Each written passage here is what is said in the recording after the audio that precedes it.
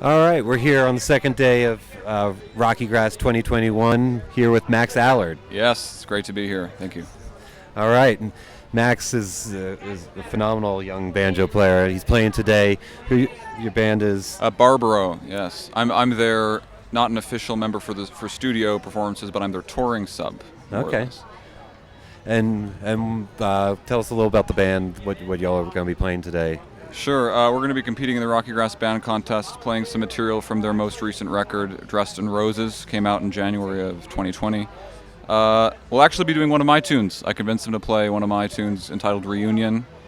I just wrote it back in the beginning of July at a family reunion, thus the name.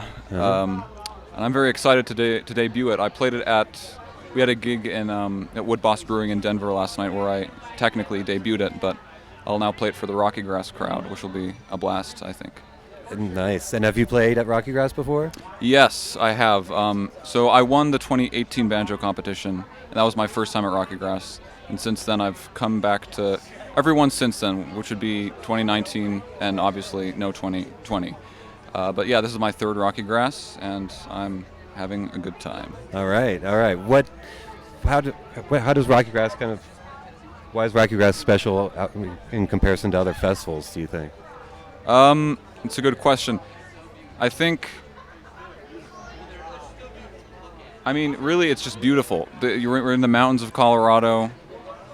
Everybody is always happy. Everybody wants to jam. It's a very inclusive space. All festivals are different, so it's kind of hard to say what is specifically unique about RockyGrass. But I think it's safe to say it's my favorite festival. Yeah, it's a great vibe they have going here.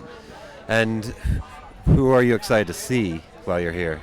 Unfortunately, I'm going to have to miss a lot of the shows due to touring with Barbaro, but I would have loved to see Bela Fleck playing his new album, My Bluegrass Heart. Yeah. That would have been a real pleasure to see. We'll see. I'm not sure if I can make it. I gotta get more clear understanding of my schedule. All right.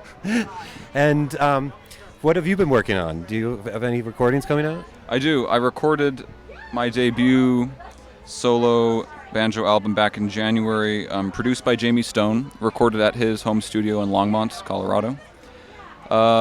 And right now we're just sort of, we got it mastered, we got the title. It'll be called Odes Codes. I think that's public news now. Yeah, it is. But now we just got to get the album cover done, get some design work, and find a label, and then we should have it out.